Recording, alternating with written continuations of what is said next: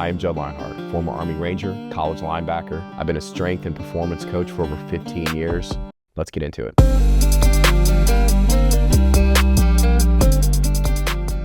Today I sit down with Matt Johnson, local Austinite and ultra-endurance runner who recently ran across the state of Texas to raise money for veterans. Run across the entire state of Texas. Oh my God. Literally right out front. Oh my, yeah, on this road. I literally ran on this road right out front of Your here. puke tree is right down the road, you told me. My puke tree is right down the road where we, I puked by that tree. It was a nice tree, beautiful tree. It's like homecoming, a little reunion for you. It was like nostalgia. Yeah, as I drove down the road, I was like, nice.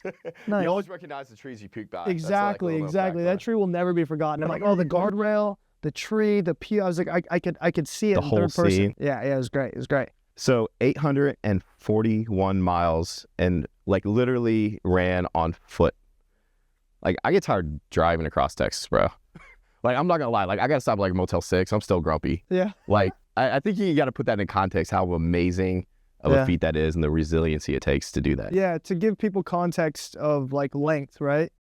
It would have been closer to run from El Paso, Texas to Los Angeles, California.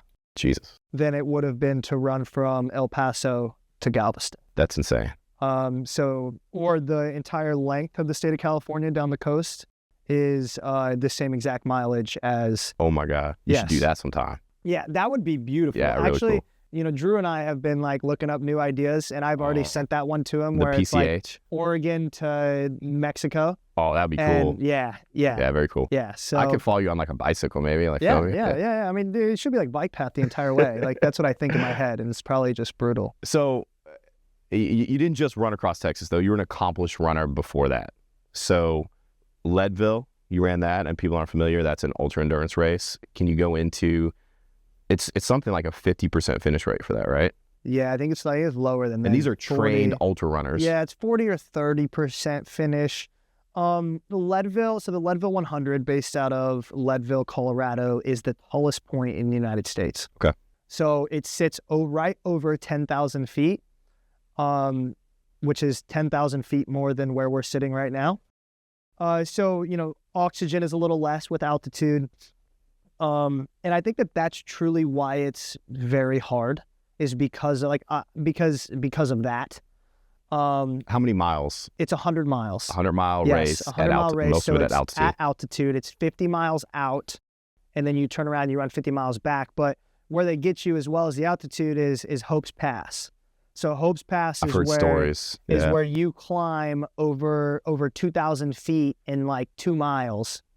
Where you're climbing up this mountain, you summit the top of the mountain, you're at like almost 13,000 feet, and then you go down the backside, that's where you hit 50, and you immediately turn around and have to summit it again. It right back. So it's a double summit. I mean, it's immediately a double summit. So, you know, they say that the race starts when you get back into Twin Lakes inbound, because then, you know, then you're already... You survived it. Yeah, you survived it. But, you know, Hope's Pass in year 1, I've done it now twice. You did it twice? Yes. So originally what happened was I do this charity run every year with the American flag that, you know, has, you know, related back to me doing Texas. And I did this charity run and was building my Instagram, and I had, I got a message on Instagram. It was like, hey, Matt, like we had a runner that got hurt. Have you heard of the Leadville 100? We're looking for someone to take this spot. So you impromptu did the Leadville 100? That was 29 days before the event. So I'm like, I saw that. I'm like, hell yeah. I was like, I'm in. And I'd never ran over 40 miles. That was what I had just done with the American flag, and had never like ran outside of. You finished it?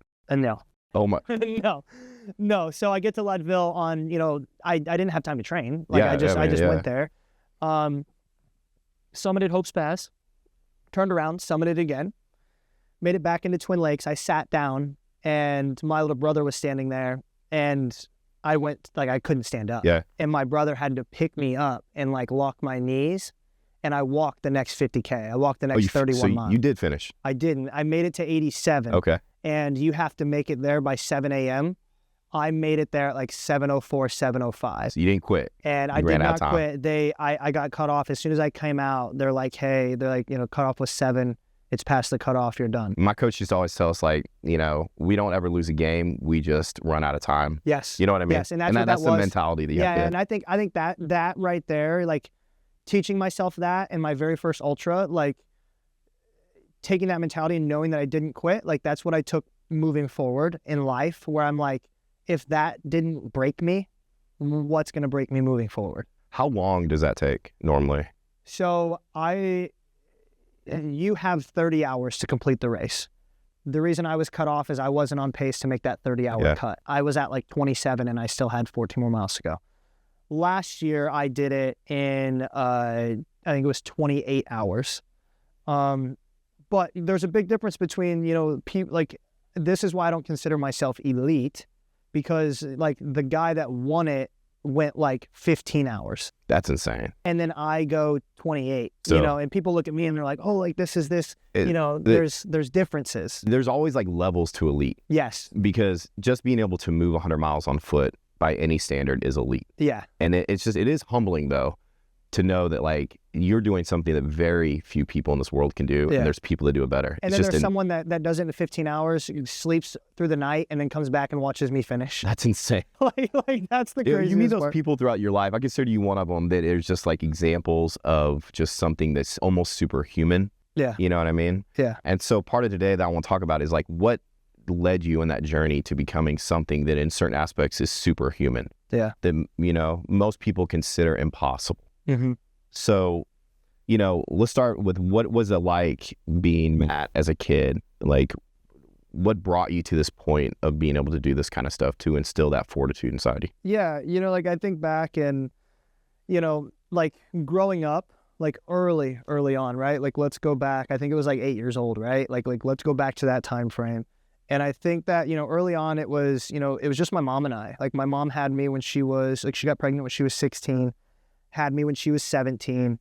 What part of the country is this? This is back home in the Midwest. This is Iowa, middle of the cornfield, nearest Walmart, 20 minutes away. Yeah, I'm from the Midwest too, and we always judged how far out we are by how close the nearest Walmart is. Yes, it's funny. yes, it's a universal measurement of how far in the boonies you are. I love that. Yeah, no stoplights, just stop signs. 3 bars in the town, but like 1 gas station. Sounds about right. Yeah. You don't need to get gas at all. Yeah, exactly. So I think, growing up early, right? Like before my brother was born. He was born when I was 8. But, so like 5, 6, 7, it was just my mom and I. And, we lived in a double wide trailer, and she worked overnights at the gas station. And she worked, day shift at Principal Financial in Des Moines. So she would drive an hour to Des Moines, to the city, right, to the capital. She would work in the financial building. She would drive home, and then she would go and work overnights at the gas station. And I don't ever remember being young and thinking that I didn't have anything I didn't want. Sure, yeah. I had great Christmases. Like I had, I always ate.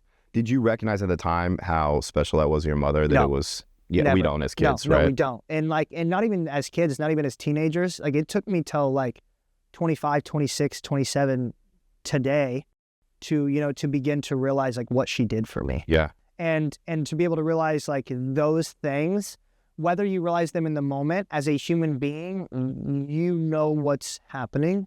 Do you think that's part of the reason you are where you are today, is like that example she set for you? Yeah, for sure. Because I watched her go through all of these hard things, do all of these hard things, not even knowing it in the moment.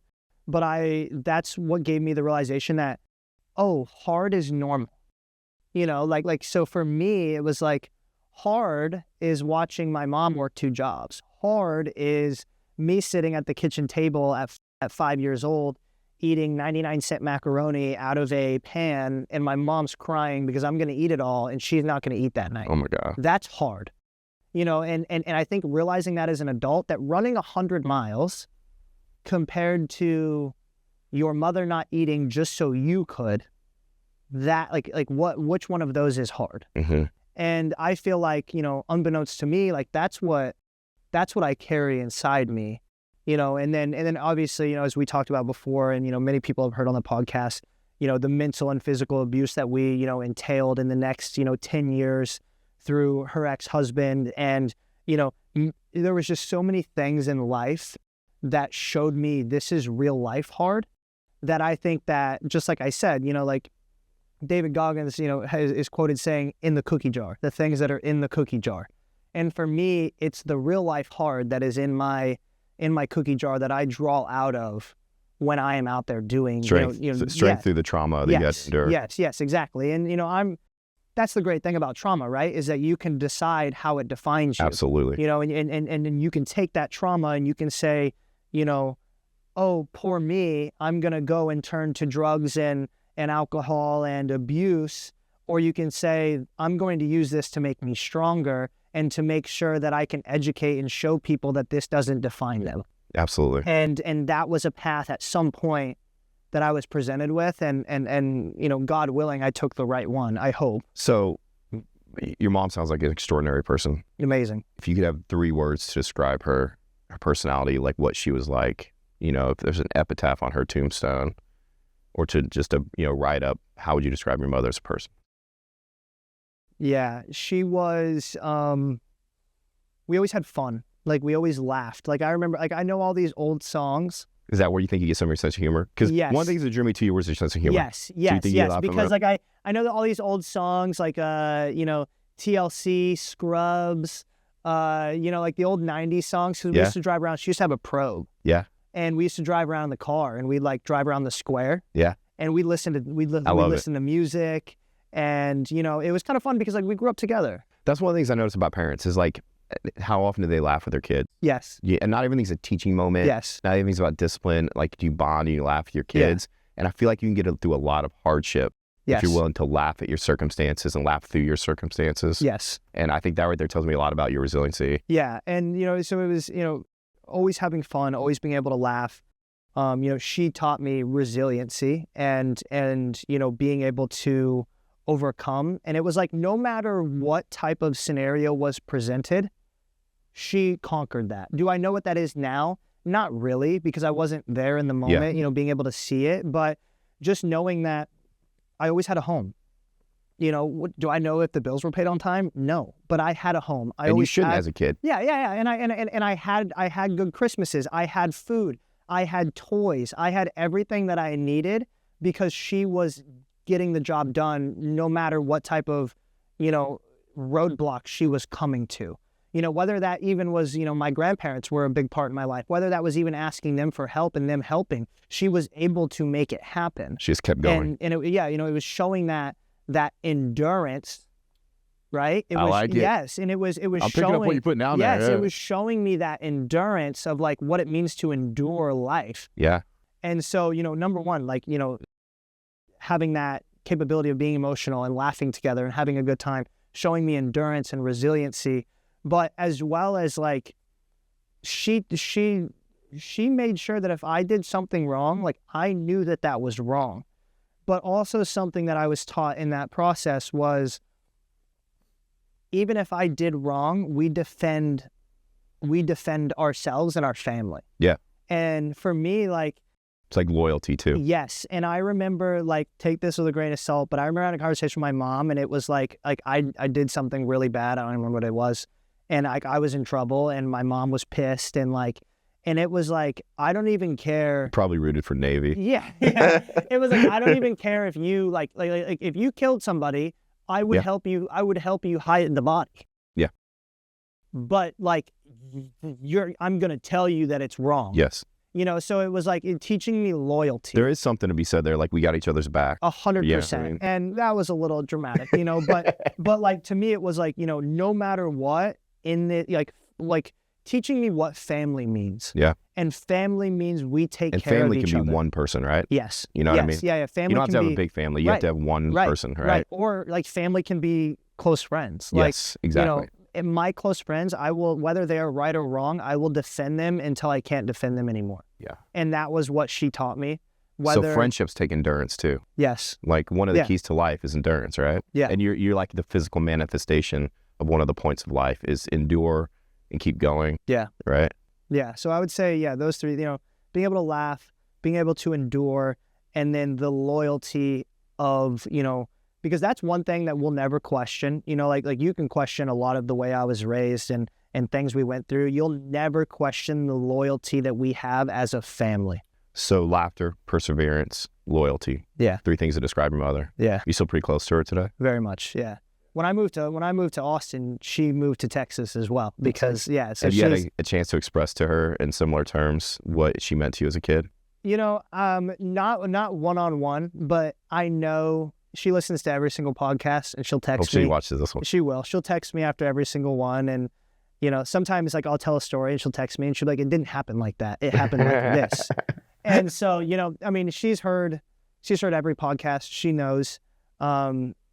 Deep down in her heart, she knows how I feel about her, and but the cool thing is like I tell these stories, whether there was fuck ups or not within my life, I tell these stories because this is living proof that like you don't have to have a picture perfect life to be on the path to success. That's right.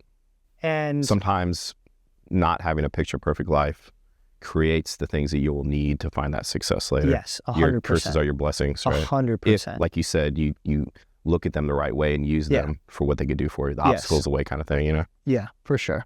Man, that's you have a story of your childhood that we could talk about for days. I want to ask one more thing about it. First, I want to ask if you're comfortable talking about it. A thing that happened that I listened to. Your stepdad was an abusive man. We talked about that a little bit. Yep. Tell me about the night you snuck out and he caught you sneaking back in. Yeah. So, I think I laugh because I try to like laugh the trauma off of that. So I had a bedroom and, over about 7 years, had a stepdad who was just very mentally and physically abusive. And this was becoming, the peak of the physical abuse. And how old were you at this time? Oh, I don't think I had a car yet. So 15. Yeah. Because I don't think, or I had a car and I didn't take it, so maybe 15, 16. But early teens. Sure. Yeah. Early mid-teen. And I used a golf club. I propped open my window, snuck out my side window, which was the farthest from their bedroom. And I know that my mom wasn't around. Actually, no, I do know that because she was at work. She worked overnights at this time at the hospital. And I snuck out and was gone for hours, came back in, and like, as you come in, and it's a big window that's probably just like waist high. And I came in the window, and as I'm coming in the window, like I knew immediately. I don't know how I knew exactly what was happening, but I did. Like I felt the barrel of a pistol pressed against the side of my head. And I heard it cocked, and I just kind of freeze. Like the whole moment froze. And he pretty much told me, he was like, I could kill you right now, and no one would know because I would tell them that I thought someone was breaking in. And he's like, I should fucking kill you right now. Like just. And you thought in the moment that he might actually do it. Yeah. In that moment, like I didn't have, like, it wasn't like, oh, my life flashed before my eyes. It wasn't like, it was pure terror of no one is here and no one is coming to help. I'm completely at this dude's, this psycho, psycho's mercy. Yeah. And there was like, how many 15-year-olds have had a gun? Yeah. There's not a lot out there, percentage-wise. And there was no tears. There was no, like, it was just pure, like, everything in life froze. Like, the ticking of a clock. I mean, just everything froze.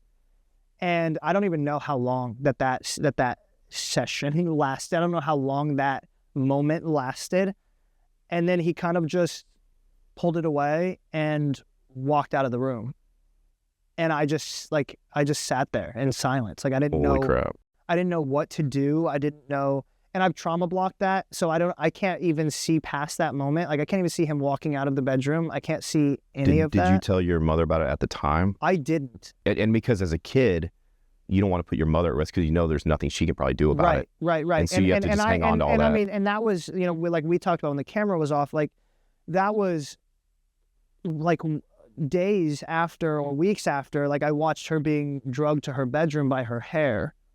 And, so there was so much fear in that house of us walking on eggshells because like, we talked about how this all came about off of camera, and this was the climax moment.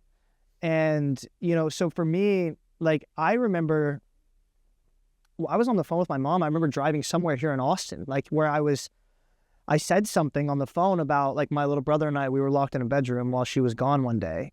And like we talked about earlier, you don't at that age know what normal is. Yeah. You know it's terrifying. My mom was like, what? And she never even knew this stuff. She had no fucking clue. And like, for some reason in my head, I'm like, how did you not know about this? Like, not even thinking, like, not even mad at her. Yeah. Like, but like, I was just talking about it. Yeah. And because what I did is I walked her through that old house, and I was like, we had a chair right here. The door was right here. And I think that the chair, and like, that's how she put together that like I was really, like what I was saying actually happened, because I could. Yeah, you can remember specific details. Yeah, I was, in 5th grade. It's like, how do I remember exactly where that chair was? And just as a parent, because it's clear that you were the most important part of her life, right? Yeah. And that she married this man and made a mistake, like we all do. Yeah. And then he encouraged her to quit her job, so she became dependent on him at some point in time anyway. And to the point where it's probably calculated on his part, where she couldn't leave him. Yep. And then she knows that there's this violent, dangerous perpetrator in the home with the most precious thing in this world. Yeah. Like, what a scary feeling it had to be for you and him. Yeah. I mean, as well as now, my little brother, who has went from a barely a 2-year-old toddler to is now 3, 4, 5, 6, 7, 8. Now he's 8 years old and seeing the things, that are going on as I'm 16, right? Because I'm 16, he's 8 years. So yeah, he'd been 8. And at that time, like, those are some of his first memories. Yeah, but what I love is that, like, he doesn't remember much of that. And I don't know how he doesn't, but he always just must not have been there.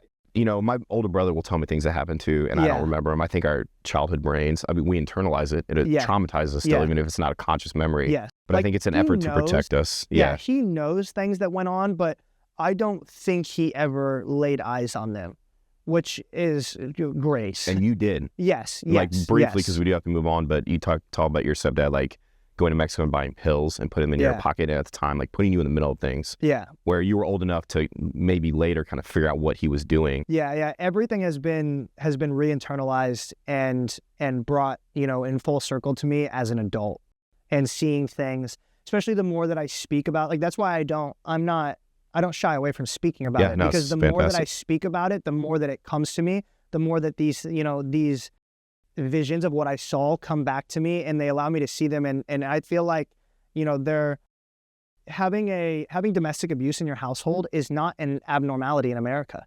And, and there's different forms too. Yes. Yeah. And me speaking on this is allowing someone else to realize that they're not alone. Yeah. And that they can speak about it as well. And, so that's why I keep talking about it. That's why I'm so okay. Like, when we come on this podcast, you're like, is there anything that we can't talk about? No, because everyone deserves to hear something, because it might help them as well. Well, we're going to move on and transition, but I will say this, because I'm a little bit older than you. A little advice, right? Yes. I talk to a lot of guys like you, not like you, but that have sentiments about their parents, like their mother and father, that they express to me. They're just beautiful. And I ask them a lot, like, have you told your mom or dad this? And they always say, no, I think they know, or they see. And I, luckily for me, on the phone before my dad passed, got a chance, because I had written him letters and cards and stuff, which is good, to tell him on the phone what kind of man he was and what he meant to me and what he did. And, I would just encourage, like, don't just assume they know, like, tell them, like, tell your mom the stuff you tell me and how much she meant to you, and that you see her and what she did. It's easy, right, to talk about people when they're not here. It's not easy to say but face-to-face. Even as a man, it's hard to sit down with your mother, or let alone your spouse or someone. That's something I'm working on with Amanda as well. And there's probably a lot of guilt in her too for bringing that man into your life, and just tell her it wasn't her fault and that you forgive her. You know what I mean? Yes, absolutely. But I'm sorry, what were you gonna say? No, just like I'm working on that as well in my relationship, where like I will talk to people about Amanda, because like I told you, I was like, she's the greatest human being ever. I need to tell her that more. Yeah. Maybe let's cut to whatever minute and then we'll play this forward. Yeah. Love it. All right. So that is about the time, your formative years, and you're a military man. What is that? Did that play into prompting you to join the military? What was your motivation for joining the military? I had aspirations to like go to college, and like we lived in Arkansas, right? And I remember going to the U of A, going to the football games, and I was like, when I get older, I was like, this was my grandparents. I was like, when I get older, I'm going to go to the University of Arkansas. But then I moved to Iowa, and I was met with, small town mindset, right? Like, people were laughing at me. Yeah, like, you don't go to college. Like you need to go to the factory. Yeah, I grew up in very small town Missouri. Yeah, so. And so I did. So I said, okay, that's the normal. I got out of high school. I graduated. I immediately went to the factory. What kind of factory were we doing? I went to... I went back up. You mentioned golf clubs. You played golf in high school. Yeah. Were you an athlete in high school? No. No? I golfed because, the 8 popular kids that are in my school, we all went out for a sport, and I had to go out for something. I was not going to go out for track. And so I went out for golf. So you weren't a distance runner in high school? No. Is that a no? I don't know. Hell no. But yeah, so I went to Vermeer. Okay. Are you familiar with Vermeer? No. They do a lot of like agriculture stuff and big machines and stump grinders and stuff like that. And I was assembling, like I was like picking parts and helping assemble. And I got fired. I got fired because how'd that go down real quick? I didn't give a fuck. Like I was like, this sucks. Like showing up, it's like you get out of high school, right? Yeah, it is. I mean, I got out of high school in May, and I went to the factory in June, July. This is an interesting thing. A lot of people like you that succeed and do astounding things later in life, they fail at some of the things earlier in life because they're driven by their passions. Yeah. And if something doesn't, pull a passion from you, if it's this mundane, and there is something admirable about getting up and doing the grind, right? There was 3 factories involved. It was Vermeer, and then from Vermeer I went to 3M. Yep. 3M is in Yeah, Knoxville. I know 3M. Yeah. I went to 3M, got fired. I was gonna get fired from there, so I quit. Then I went to Pellicorp Windows there's 4 factories, where I worked there for a week, and then I didn't go back. Pella's big in Iowa, I know that. Yes, and I worked there for a week, and I didn't go back. Yeah. I was like, Then I went to Weiler, and Weiler is like all the pavers that you see out on the roads. Like Weiler's massive. And there was, this is all that summer. I knew I wanted more. But my boss came up to me at Weiler. I would sandblast parts, metal parts. And he came up to me, and he's like, his name's Austin Clark.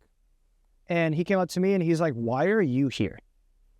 Isn't it funny how one person, one saying in your life can change, put you on another trajectory, right? It takes one thing. Yep. And he's like, why are you here? And I'm like, I asked myself the same thing, buddy. like, what do you mean? And he's like, you shouldn't be here. He's like, I've been here for 30 years, 20 years at the time. He's like, you shouldn't be here. And that's when I knew, and I think the military might have already been mixed up in that. Maybe I'm getting some times here, but I had a conversation. That conversation existed at some point, and I was like, fuck this. What's funny is sometimes I see that in reverse. I see dudes that go in the military, and sometimes they'll be in elite units or at least light infantry or something like that, where there was a sense of purpose that they had. And when they get out, they struggle with employment because it's hard for them to find motivation and passion doing the 9-to-5 grind, where they don't see, there's nothing like critical. Like if I don't show up today, the world's not going to end. There's nobody that relies on me. You know what I mean? And I see guys that struggle really bad finding a passion after the military. And maybe you can help kind of some of those guys that may be listening that are feeling a little bit listless, how they redirect and find a purpose in their life after the military. Because you kind of went in reverse order. Yeah. And that was, I actually had this conversation during the run across Texas with somebody. We stopped at Lifetime in Austin.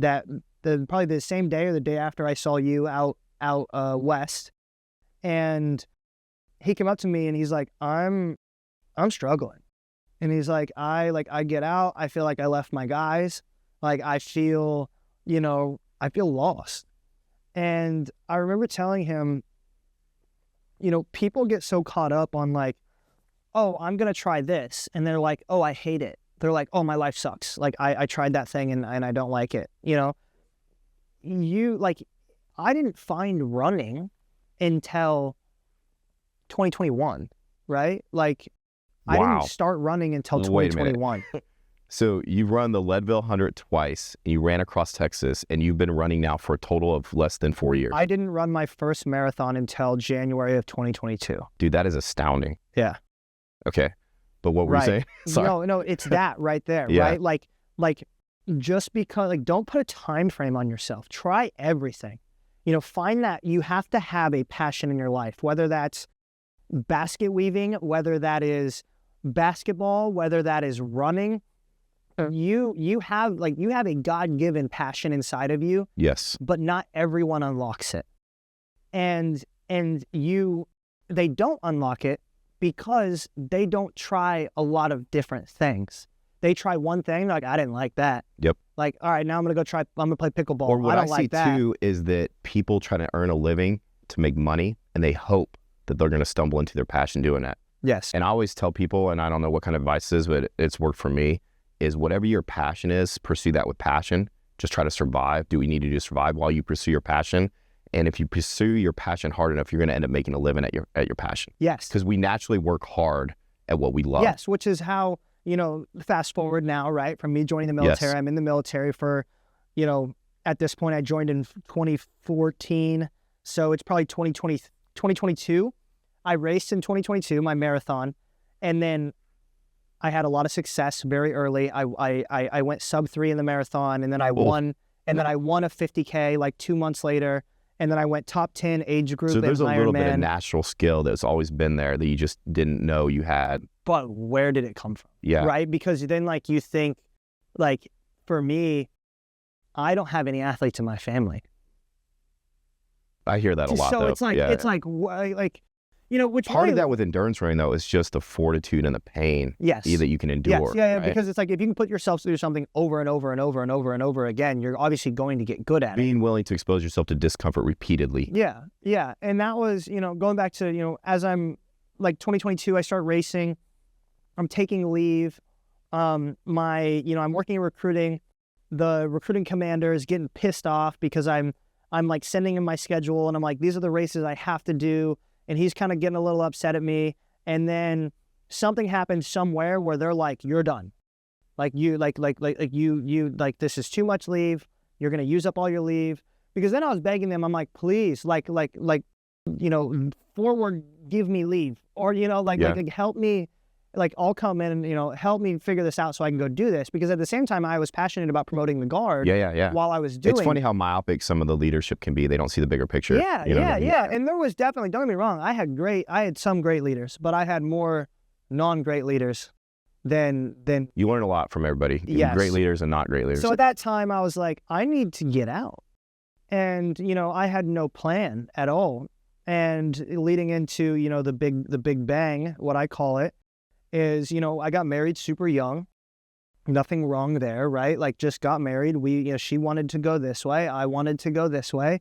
And it was, started dating in, 2018. And it was just, starting in 2018, we're together, 19, 20, 21, 22, as we're growing older. And, I wanted to get out of the military. She wanted me to stay in. She wanted, this. I didn't want this. And it ended up in a divorce. And that's what happened. But for me, it was like I got presented with, I'm getting out of the military. I'm now getting into a divorce. I have nothing. Sometimes you need nothing to be able to move forward. And it's either passion or security. You know what I mean? You can't have both. Because as a man, I did a lot of bad things in my marriage, and, vice versa. But as a man, I was never going to leave that marriage. Yeah. I needed her to make that choice for me, because as a provider, I couldn't do it on my own. I was a pussy. I look back at that person and I'm like, Same. You are not a man. It kept me in a marriage that wasn't right for me for a long time. Sense of obligation.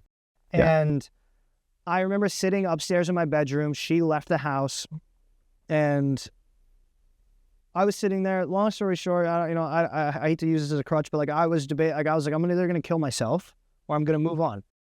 And, quickly moving through that, right? Don't need too much info on that. But I was like, okay. I'm like, I have a friend right now that's in Austin. He's staying at Airbnb. I call him. I'm like, Harrison, are you at? And he's also from the Midwest. He was, nicer weather down here. People. He's a coach. He's a coach, so he doesn't, he can travel around.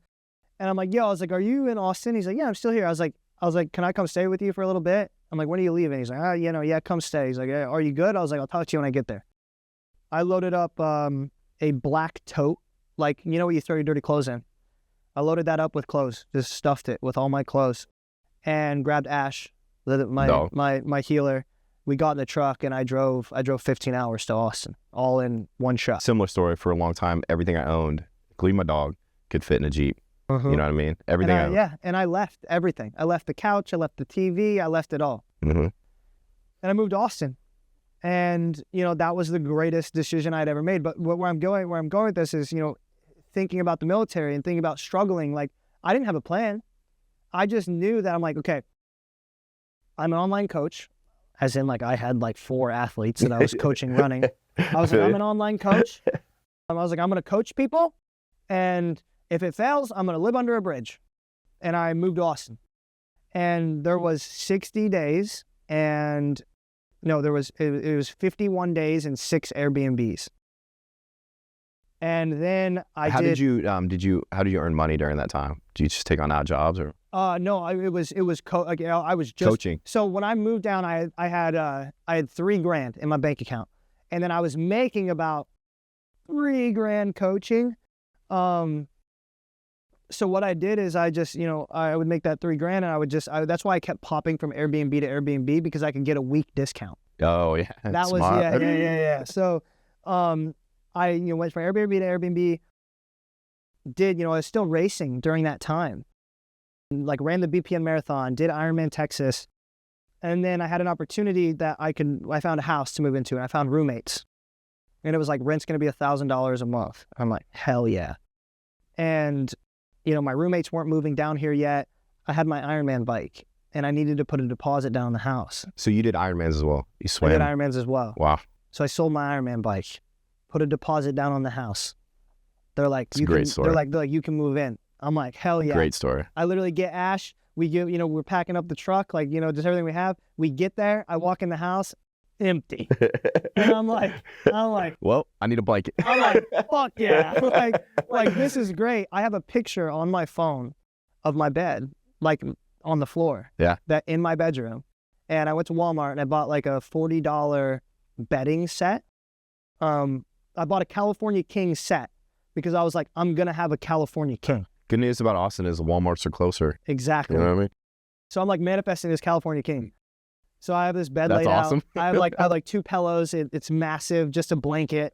And, within a couple weeks, I had enough money. I found a bed, 3rd floor apartment, nasty bed on Facebook Marketplace, California King, $150. Nice. Went and got the California King. Then I had to order on Amazon like a $45 Chinese, mattress holder thing. Yeah. And then I just started building from there. Yeah. And, really last year, like, I only made like $2,000 to $3,000 a month in coaching. And I survived on that. And that's, that's still. It's funny that most people that have achieved greatness, they have a similar story. There's very few people don't have that kind of story. Something where it's rock bottom. Yeah. They have to let go of security, then take a chance, and then not knowing. And like the whole, okay, if I end up living on a bridge, then so be it. Yeah. Like it's amazing the people that want greatness but aren't willing to let go. Yeah. And willing to fail, right? Yeah, for sure. Yeah, absolutely.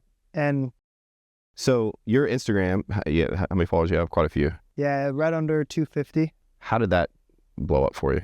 Yeah, so when I moved down to Austin in that time frame, I had about 25, 30K, and built that to 60,000 in September of last year.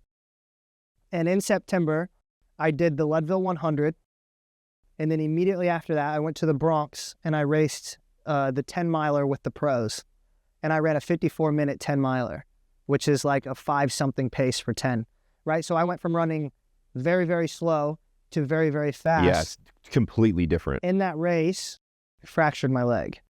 And I put a stress fracture, like I remember exactly when I hit, like I can picture the moment. And I played it off. I had another 100-miler on the schedule. I went and ran 75 miles on that fractured leg. With a broken fucking leg. Yes. Holy shit. And I led that race to mile 75. Holy shit. And got to the point where I that was my first time in my life where I said I quit. Like, I was in the most pain I've ever been in my life. Holy shit. And I called my mom on the phone sobbing because I was like, I'm winning and I have to quit. Holy shit, man, yeah. And what happened was, in order for me to be able to quit, I walked about 10 miles from like 65 to 75, and second place passed me. And when he passed me, I could then quit. Yeah. You know, because I couldn't quit when I was out front. Wow, bro. And I quit. We get home. I go to the doctor on Monday. And I didn't know that the stress fracture was there, right? I just knew. I didn't know from an X-ray. Like I just knew from me. I was like, my leg is pretty messed up. And I get there, and she's like, "When did you say your race was?" And I was like, "It was on Saturday." Now this is Monday. And I was like, it was on Saturday. And she's like, "You have 3 fractures, and they've been there for a very long time." Holy shit. And I'm like, "Oh, okay." I'm like, so like, and then she's like, you have 2 grade 4s, which are almost surgical stress fractures, shit, and a grade 2 at the top. So I had one here, and I had a full fracture of the fibula that was already calcified. Holy shit. Then you didn't even know it at the that I knew I heard it, but like I didn't know it was broke. I was running from myself that year, you know, the marriage and the military. And 2023, I spent running from everything and broke myself. That was the greatest thing that ever happened to me. Once again.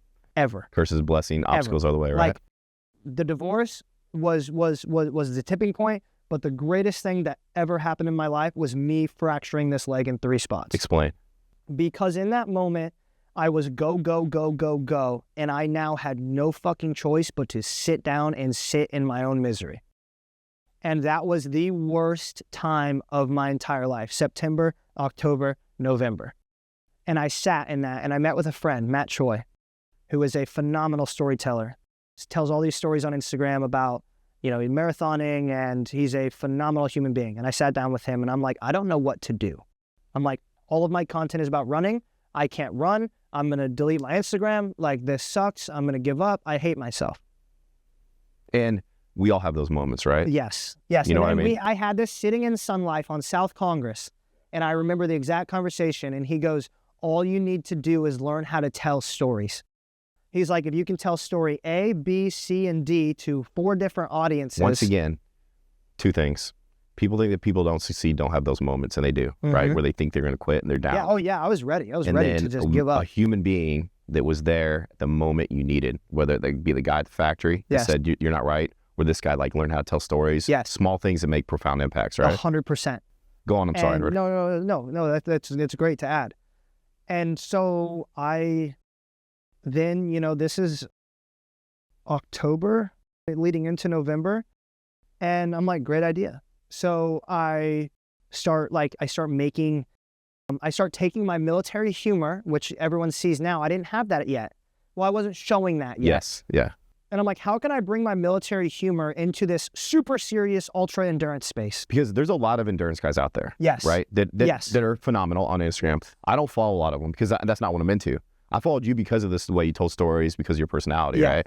Yeah. Yeah. And so from there, I started telling stories with memes, like a video of me with a meme, like I would make fun of myself. I would make fun of the ultra runner. I was making fun of the bodybuilders. I was making fun of everybody. And I was putting out content that was relatable to the consumer. Yeah.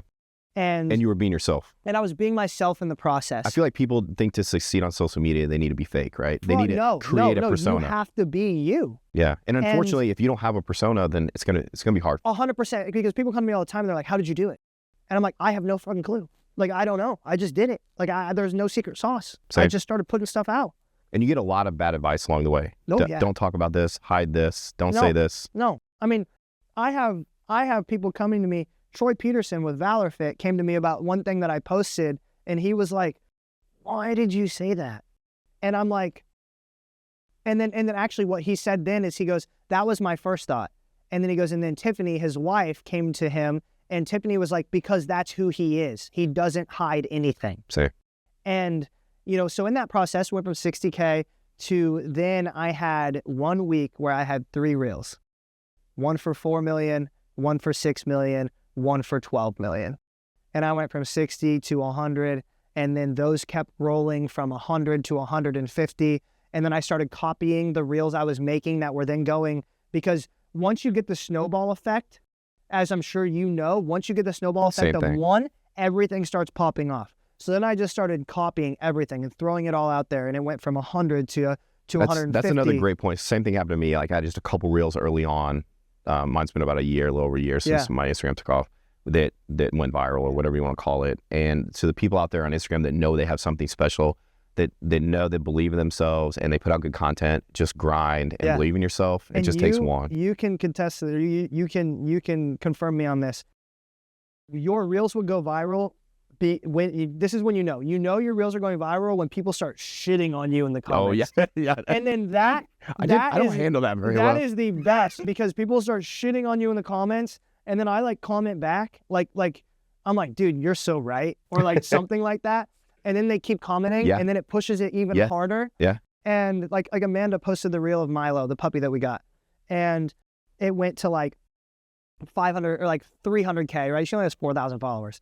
The reel went for like 300K, and then people started commenting like mean stuff, like typical people going to a puppy mill, or it's just like insane. Like and people. Then I told her, I go, congratulations. I go because now that people are commenting that, it's being seen by everybody. Yeah. So then it went from 300 to 500 to 700 to 800, and I'm just like, I'm like, hell yeah. There's two emotions there. Like, first of all, I'm just astounded people can be like that. Like, how do you say this stuff to somebody you don't know? Yeah. You know, they can't look you in the eyes when you say it. So there's that part of it. The same type of people that there's people in Austin that I know that have commented shit about me on Instagram and will be at the same track workout and won't even look at me. Yeah, they won't even. It's like if you have these feelings about me, I'm not going to beat you up.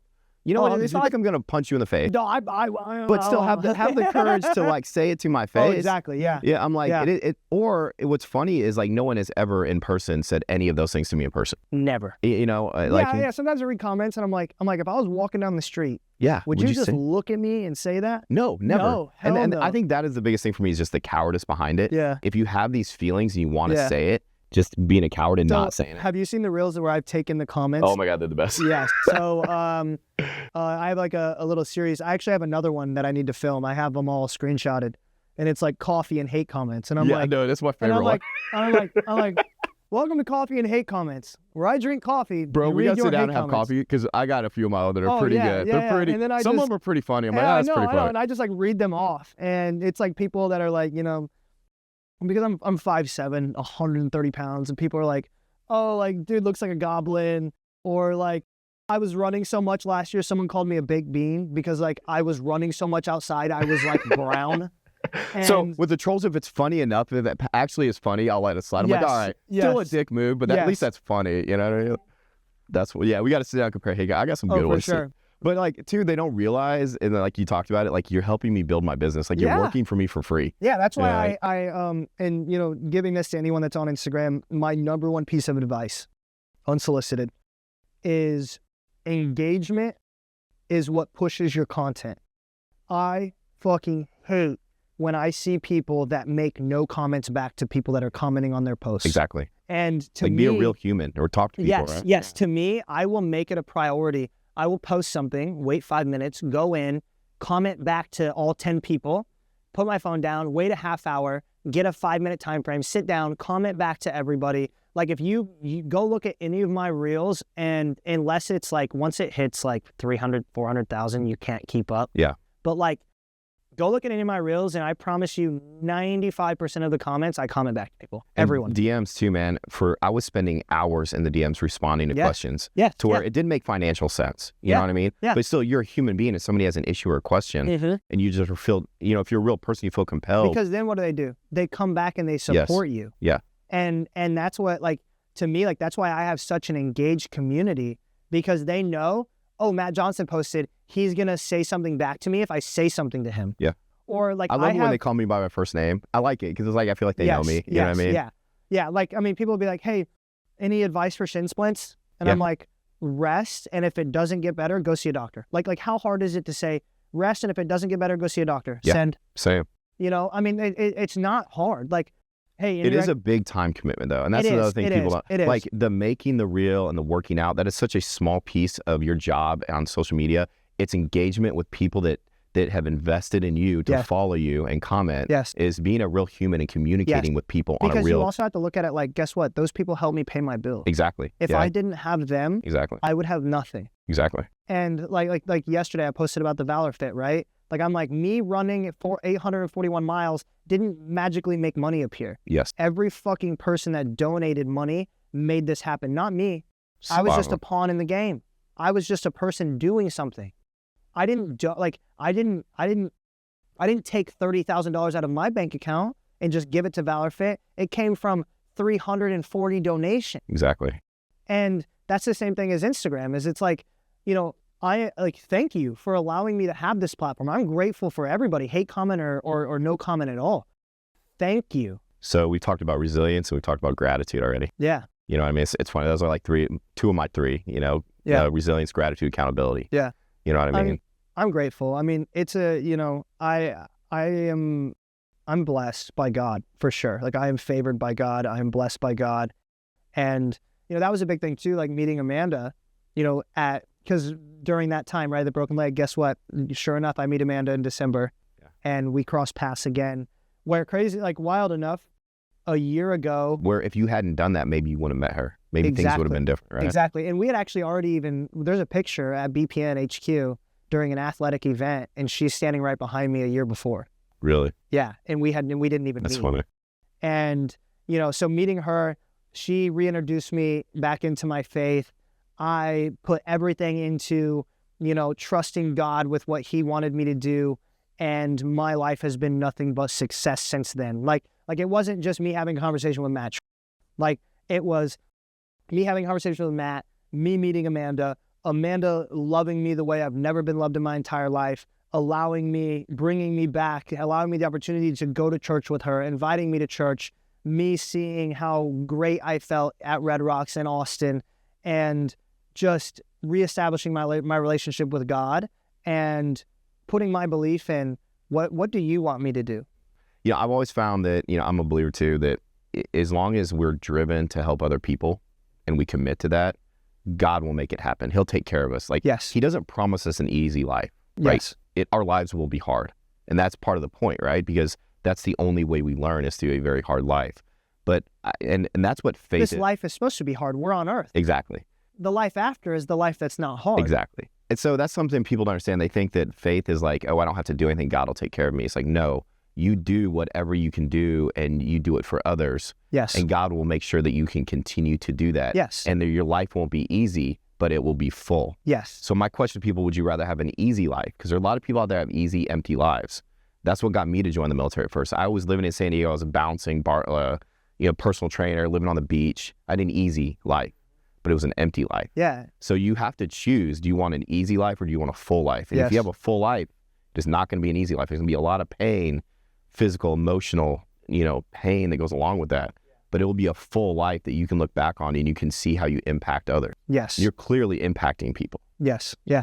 Yeah, I am. And I love that. And I'm grateful for that. Tell me about ValorFit real quick. So that was exactly what I was. So, and that's what led to the shift, right? To where I now have 200,000 followers on Instagram. This was back this summer.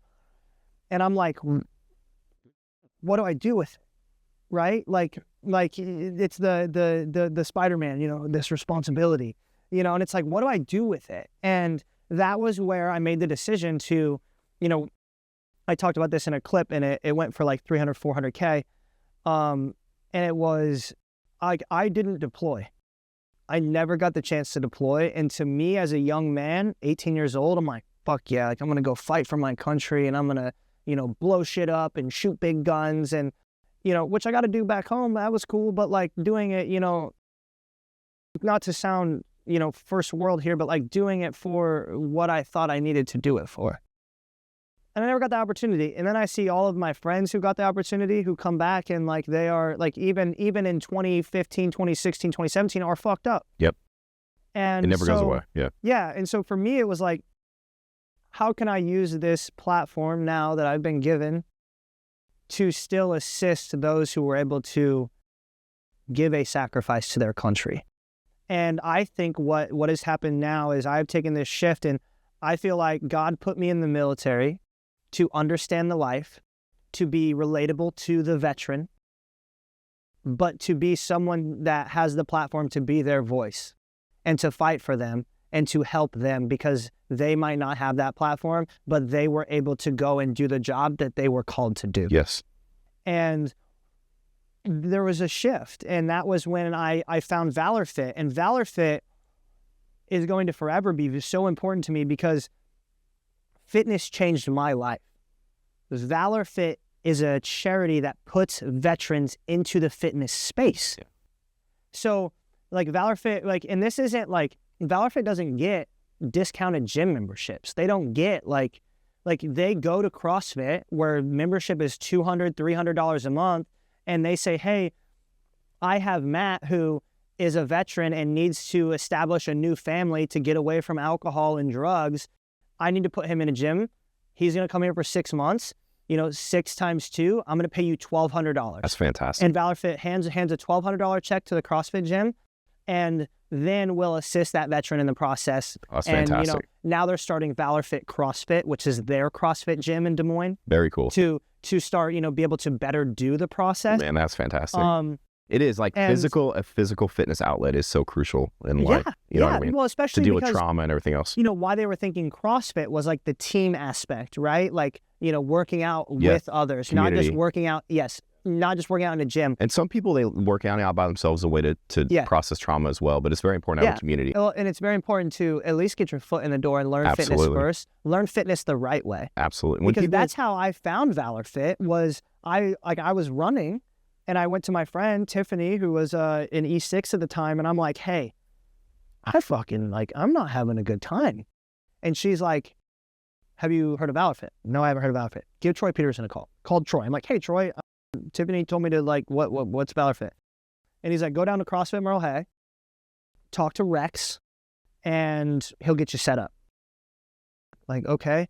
So I went down and Rex is like, yeah. So Here's a point I want to make though. You actually had a fall through on that. A lot of people are given those opportunities. Yeah. And we don't see them because we don't go talk to Rex. Because I don't know Rex. I don't know what this is about. And you follow through. So there's a lesson to be learned there. How many times did I have to listen? Yeah. Because from Tiffany to me to Troy to Rex. God will put those opportunities in front of you. Do you grab them or not? 100%. Yeah. And so then I learned CrossFit, but they teach me the correct way to do it. So I'm not getting hurt. I'm not losing, my love for it. Yeah. And then in that moment, when Troy never once asked who I was, what I was doing, I was still in the service. He never asked about what type of problems are you having? Yes, you don't have to qualify. He was very you need this? Okay. We're going to put you there. So now we've identified 4 people in your life that were there in that moment. Yeah. And they don't ask questions. They see a need. They see a human in need, and they help them. Yes. Right. Yeah. And then what did that do 2 years later for Troy? Yeah. It brought him his largest donation because he didn't ask a fucking question. He just said, you need help. I will help you. That's a beautiful illustration of what we give gets returned to us. A full circle moment. Yeah. So Troy gave $1,200 for me to do a 6-month gym membership. I learned CrossFit. He got back $30K because I wanted to do this charity run for him. But leading into ValorFit, that's what ValorFit is. That's why I chose ValorFit. I love, Team RWB. I love, Guardian Revival, these other charities I've talked to. But when it comes to me, fitness changed my life. So working one-on-one with ValorFit can help me help someone else in the same exact way I was helped. People look at me like, oh, you must be so disciplined for lifting weights and everything. And I was like, man, a lot of it's just how I deal with my trauma. You know what I mean? It's a way that I deal with trauma. Yes. You know what I mean? Yes. And it's very important in any organization out there that is helping people have access to a community, be taught and introduced to fitness the right way, that's willing to take a chance, not ask questions. They see a need and they fill it. That's just wonderful, man. Yeah. And I would say this about combat, because I did see combat and it didn't make me feel like more of a man afterwards, And that sucks because there are so many people that commented on that reel and were like, I feel the same way. Yeah. And I'm just like, damn, like the people that missed the combat and they never got to go do it. Yeah, people are commenting and they're like, I feel like that too. You didn't miss anything. Exactly. It doesn't make a man. It doesn't make any man. Guys like a lot of times it breaks men. Yes. And then there's guys like you that are commenting on there and are like, I'm glad that I got to do that for you so you didn't have to do it.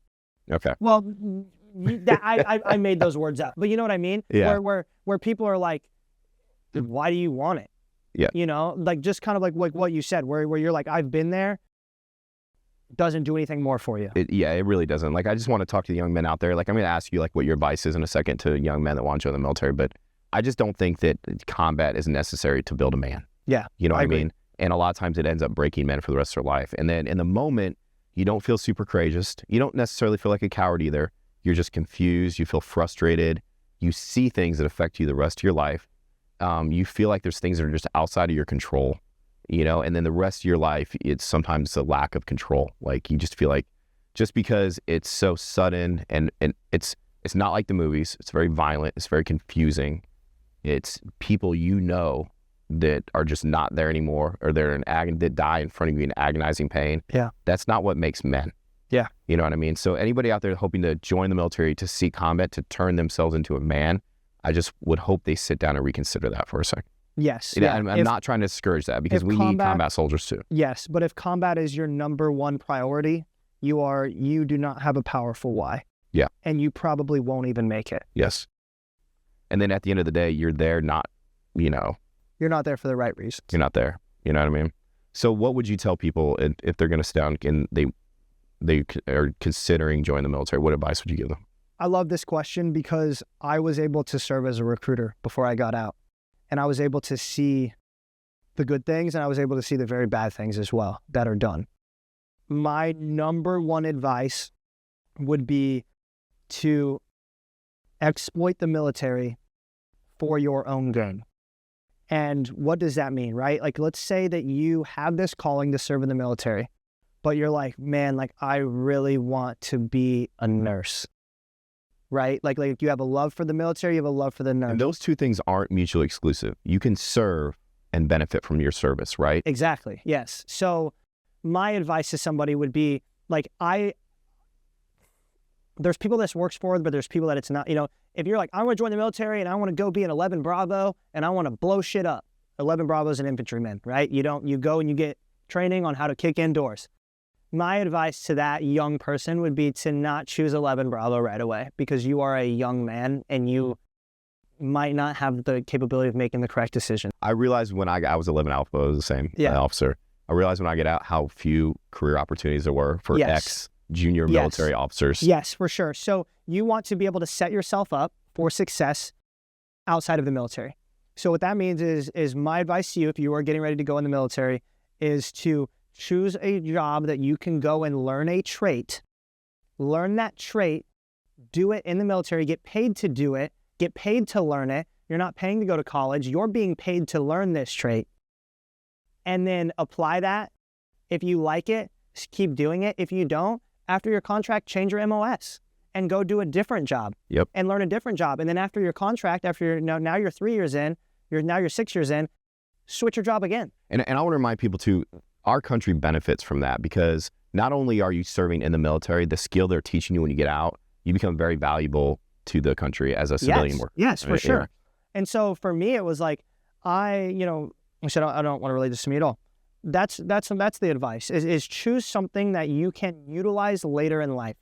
And so a picture perfect example is, I want to be in the military, I want to be a nurse. So I'm going to join the military as a nurse. It's a 68 X-ray or something, 68 series medical. Go medical, go down to Fort Sam Houston and San Antonio, learn how to become a combat medic or a nurse, get that training, get back, utilize that at your unit, and then use your GI Bill to then further your training while you're serving, while you're getting paid. And then if you don't like it, once you've done your 3 years, change it. People don't understand how long life is too. Exactly. Like at 18, you can serve for 10 years. You're still 28. Yeah. You can go back in as 11 Bravo if you want. Yeah. You know what I mean? They would take me back right now. Exactly. If I was like, hey, I want to be 11 Bravo, they're like, you're in. Perfect for that. We're not sure if you're right in the head. Yeah. They're like, let's go. I remember the recruiter in the Army station in San Antonio, when I walked in and said I wanted to go infantry, he like looked at me. He's like, no one's asked for that in this recruiting station for like 5 years. Yeah. Because we were in San Diego. Yeah. And he's like, are you okay? I'm like, I'm good. Yeah. I make bad decisions. 100%. But yeah, it would be, and also like, something that I wish I could have done when I first joined the military was utilize the benefits. I never utilized my benefits. I never used my GI Bill. I never went to college classes for free. Great advice. And I wish I would have used the benefits. Like, I used the VA home loan. That was phenomenal. Yeah. Oh yeah. Right. So, but yes. But like, do your research, Google. And people feel like they're getting over on their country doing like, no, man, this is what it's worth. Because trust me, you're going to be paying income tax. Yeah, you know what I mean? Deserve it. Get on Google. Yeah. Like if I could go all the way back, I would get on Google and I'd say, what benefits do you get for joining the military? And I would look at all those benefits, and then I would make a decision then on what do I want my life to look like in 5 years. Mm-hmm. And then what I would do is I would then try to figure out how I can utilize those benefits to make my life look like that in 5 years. 5-year plan, right? Have a plan. Exactly. And you can always change that plan. Yes. But have a plan. Just like we said, when the contract is done, make a decision. Do you want to get out and utilize those skills in the civilian world? Or do you want to change your skills? Or do you want to keep doing it? And you can always build new skills. Yes. Right? And my best friend in the military is joined as a 6-day whiskey. We went to 6-day whiskey school together. And he is now, full circle moment, after going everywhere, including multiple deployments, ended up back at Fort Sam Houston as an instructor. Yeah. And he loves it. He loves it. So like he's done the 6-day whiskey the entire time. He's been a line medic. He's been the main medic. He's now E6, eligible for E7. And he loves it. Now he gets the full circle moment of now teaching kids that are coming in. It's funny too, is like how, and they get paid well, but how underpaid the military is. And it's out of necessity because like we couldn't afford to pay that many people what they're actually. I didn't realize how much like I didn't make until I started making money outside of the military. Because it's funny because there's like parallel paths. You have the military guys that do a job, and then you have contractors that come in from the civilian world that do kind of the similar job. Yeah. And they make several times because those are competitive wages in the free market economy. Yeah. And like my brother does something now, like he was special operations for a long time where he works as a contractor doing similar stuff, makes several times more because it's a free market. I made 25 as an E5, as a sergeant with 9 years service, 8 years service. I made $2,500 on the first and $2,500 on the 15th. Yep. I made $60,000 a year. That's what I brought home. Yep. Which, living in the Midwest, like that was, that's pretty good, right? Yeah, my wife at the time was making good money, and, we were okay. But like then, like when you get out and you're like, oh, like I remember, bro, hearing about a $20,000 bonus. Here's some more advice for you guys out there. $20,000 bonus ain't shit. That ain't shit. Because I was just thinking like, it's a Camaro and a gold chain. I was doing some finances. And I was like, I can't believe that. Like, I thought a $20,000 bonus was the coolest thing in the world. 14 after taxes. Yeah, that's right. They take taxes out. And I'm like, I signed 6 years for $14K. Yeah, but kids see that money, and it seems like a lot of money to them at the time. They don't understand how expensive life is and how it goes. Like, and plus, kids aren't going to do the smartest thing with that money. No, but I mean, yeah. Back to if you're going to join the military, reach out to somebody that is in. And then get their opinion, and then reach out to 5 more people. Yeah. No, I always say that. Like, yes. Yeah. Talk to people. Go in with your eyes fully open. Yes. You know what I mean? Yes. And try to make good adult decisions.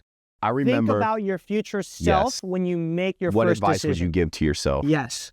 I remember, if not the first day of Ranger School, it was like the first week. And the cafeteria tables they fold out? Yeah. They lined us up on our stomachs with our ass cheeks hanging out. And we're like walking down the line, like sticking the immunity boosters or whatever. Yeah. Sticking the who knows what it was. We were going to like be starving and cold. So like you get sick. Yep. And I just remember like seeing that picture, like a 600 white ass cheek, not 600, 100, over 100 white ass cheeks hanging out in a line and just walking. I'm like, man, I wonder if they put that on a recruiting video, if people would still sign up. Like that's the stuff that I wish they would show. You know what I mean? Yep, for sure. It but damn, like you look back at times like that, you're like, fuck, that was fun. You're like, I mean, at least me, like I look back at like NTC, which is like the coolest thing I ever got to do. And it all sucks, but it's really fun at the same time. It all sucks, and like you look back now and you're like, damn, that sucked. But then like there's like a little part of you where like, man, that was a good suck. Yeah. That was a good suck to have. That was some shit. I can't believe I saw what I saw, or you know what I mean? Yeah. I can't believe that really happened. I just want to regress for a little bit. I just want to ask you a question because we're getting towards the end here. What was the hardest moment during your run across Texas? 841 miles in 17 days? Yeah. Yep, 17 days. How many, what's that average out to per day?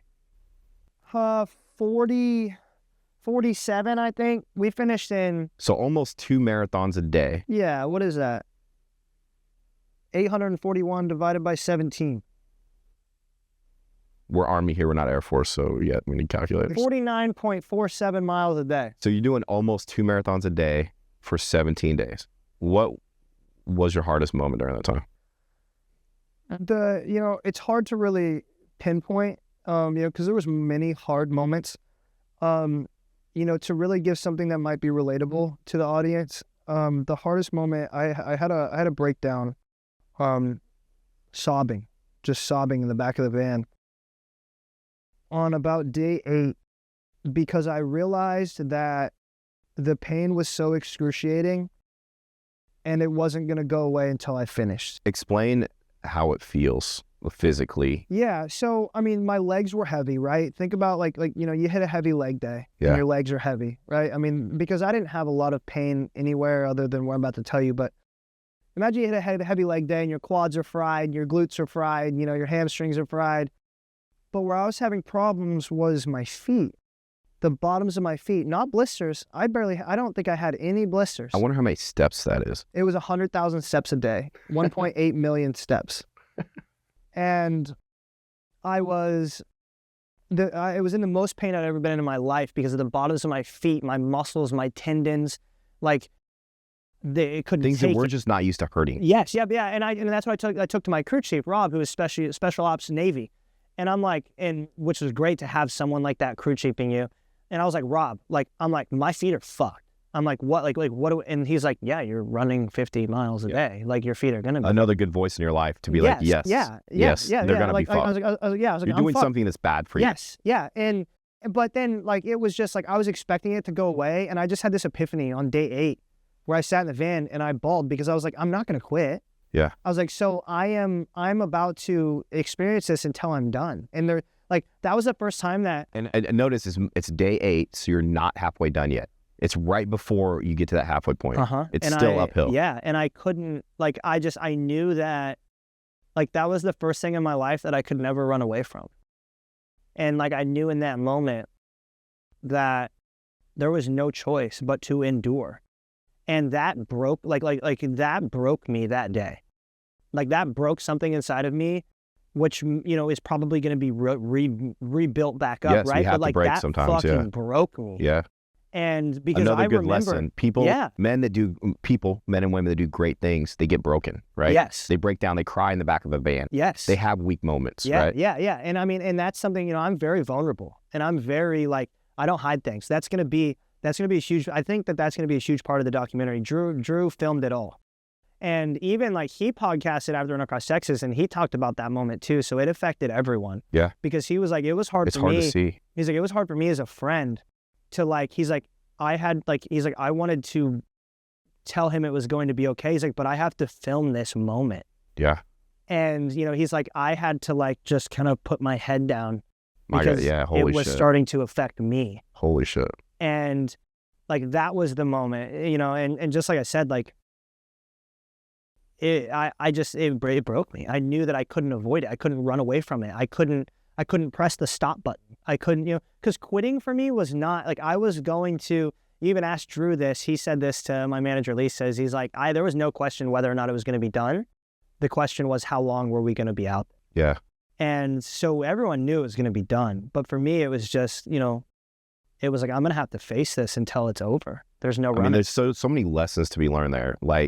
We spend so much of our energy in our days trying to avoid pain and run away from pain. And if it hurts, find another direction or a way around or another way. And it's a moment of clarity where there's no way to avoid this pain. I can't get a different pair of shoes. Ain't nobody gonna give me a bicycle. It's gonna hurt, and it's gonna be one day at a time and literally one step at a time. And that moment when you realize either I do it and I know I got this pain coming, or I don't do it. Right. And that was a quote that came to me. I actually, I said this to Jocko. I was on the phone with Jocko, and, I was like, what, this pain will end. People go through pain that will never end, or pain that will end them. It's a great way to have gratitude. And that was we have that on recording, but, I was just talking to him, and, we were talking about, what we were doing out there and just how painful it was. And then another quote that came out of Texas that I wrote down was, pain is inevitable, but it can be defeated. And those were two things that were my moments that I took away was you will experience pain. You will at some point, whether that's the passing of a loved one, whether that is physical pain of breaking your arm, whether that, whatever that pain may be, you will experience it. But it can be defeated and it can be overcame. And that is just the resiliency of moving on. Yeah. I don't know if the exact quote, but like pain is inevitable, but suffering is a choice. Like how we think about things and how we use the pain. And you know what I mean? Like, and how, what I kept reminding myself out there, how lucky am I to be able to feel this pain? How lucky am I to be able to feel my legs? There are people that have been in a wheelchair their entire life that I'm sure would give anything for the opportunity to even run, to take a step. The perspective gives you gratitude, and right? I'm upset because my fucking feet hurt. Yeah. That says a lot that you're able to. That is what I kept carrying with me. And that's what I think I have carried with me. Let me tell you a little bit. The day that I met you on the road, I knew you were running across Texas. Which, let me say this for whatever you're about to say. I don't remember. I barely remember anything of like meeting people, talking to people. Like I was in survival mode. That had a profound impact on me because I was feeling sorry for myself that day for something random. Driving home in an air-conditioned truck after working out in a gym for an hour, right? And I knew you were running across Texas.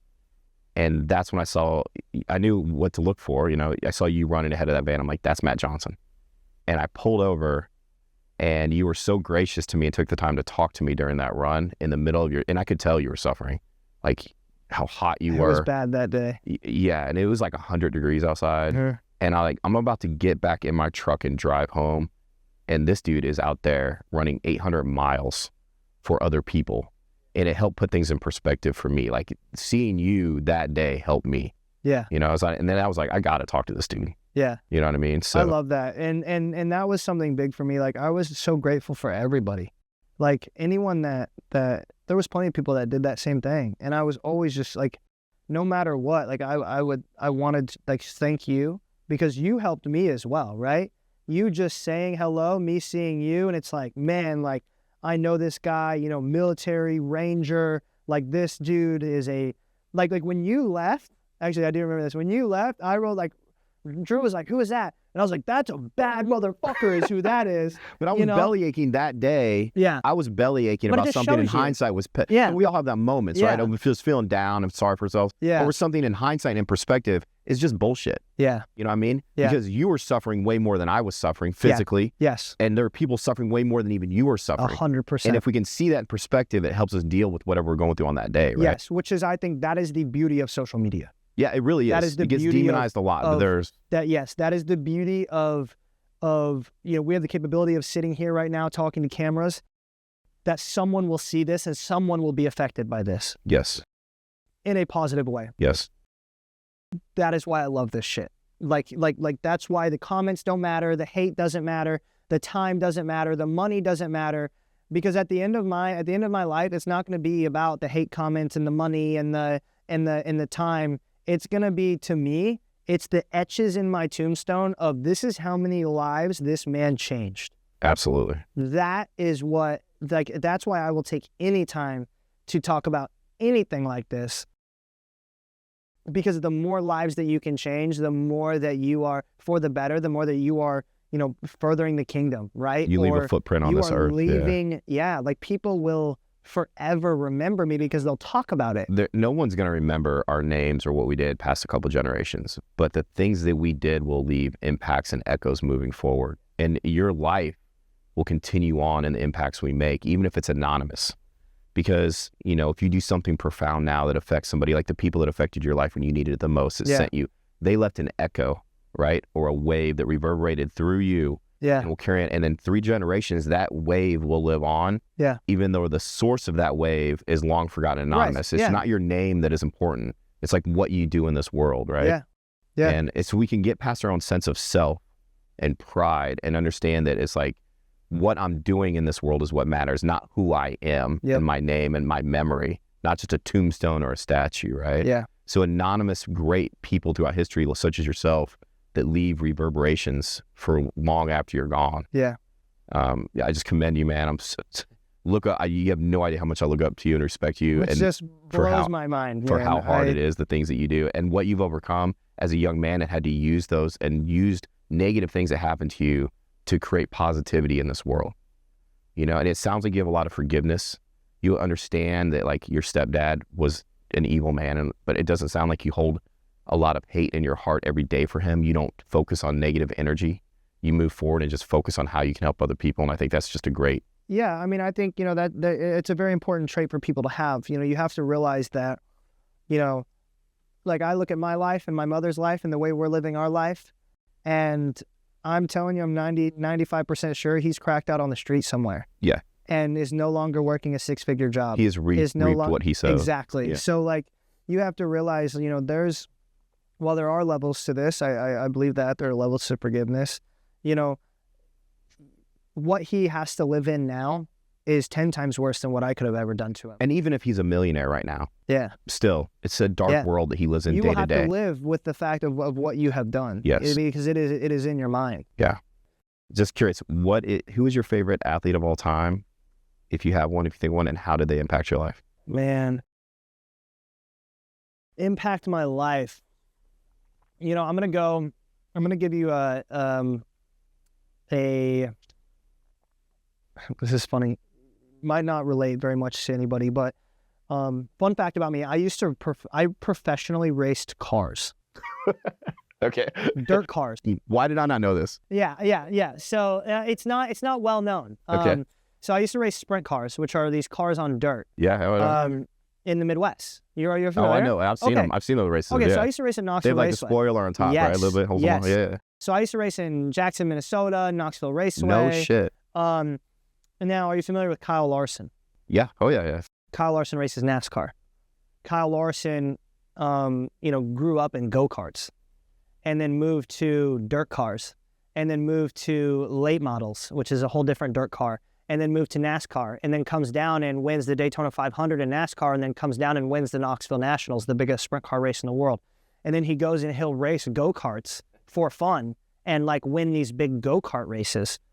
To me, someone having natural given talent like that to go and drive any type of vehicle at an elite level, you're an athlete. Absolutely, yeah. And, seeing him, everyone keys this term a hybrid athlete. Kyle Larson is the hybrid athlete of the race car People world. don't understand how different each vehicle you're in. Yes, it's night and day. It's almost like the difference between like powerlifting and Olympic lifting. Yeah. I mean, yes, 100%. Like now, so imagine, when you talk about racing NASCAR, sprint car, go-karts, IndyCar, late models, truck series, right? Like 6 different. That would be like doing powerlifting, bodybuilding, Olympic style lifting, high rocks, ultra running. Another thing before we leave, you just did the high rocks. Yes. After less than, a month? Yeah, I did it a month after the run across. 1 month after run across, you did the high rocks. Yeah. First of all, props. That's insane. I forgot to bring it up. But Kyle Larson is your favorite athlete for his versatility. Yeah. And his adaptability. Yeah, for sure. I mean, I'm a huge fan of LeBron James as well. I love LeBron James. I love the longevity that he's brought to the sport. I love his cocky, arrogant attitude that he had early on. But, I also love watching him be a family man. And, just be this. I mean, everyone in the entire world knows who LeBron James is. And he's very down to earth. He's a family man from what I've seen. I love LeBron. Also, his greatness early on got him unfairly compared to Michael Jordan his entire career. Yeah. So no matter what that guy could do, he'd never win. Yeah. And the Jordan-LeBron debate to me is like, it's irrelevant. It's just like, it's like he never sought that out. Witness the greatness. Yeah, exactly. And don't miss it. As well as, are you familiar with Axe Sledge? No. Supplement company. Seth Feroce. Okay. Yeah. Yes. I know. Yes. Absolutely. I know. Bobby Dotrick is actually a great friend of mine. He's a co-owner of Axe Sledge. Just work. He's an inspiration to me as an athlete. He was overweight, lost a whole bunch of weight, has now qualified for the Ironman World Championships. Just someone who's not a famous athlete. I very much look up to him. So I would say, non-famous athletes, Bobby Dotrick is my inspiration. And, looking at what he's built in his Maybe life. He'll see this and give a shout out to him. Now I'm going to have to send it to him anyways, just but yeah, Kyle Larson, the hybrid. Okay. The hybrid race car driver. That's not what I expected. I like it. I had no idea you race cars. Yeah. That's pretty cool, man. Yeah. I'll have to pull you up some clips. I built my TikTok on that early on, 2020, to like 20,000 followers. But like I would do in-car cameras. That's awesome, dude. Yeah, I'll pull it up when we're done. Well, bro, I loved having you on, man. I can't wait to do it again. And you were a genuine, real, and very impressive human being. And I'm honored to get to talk to you, man. I appreciate that. I'm glad we're here. This place is beautiful. Pretty badass, right? Yeah. All right, man. Awesome. Thank you, sir. Yeah, hell yeah. Hope you enjoyed the show. If you liked what you saw, make sure you subscribe, rate, and review, and tell your friends.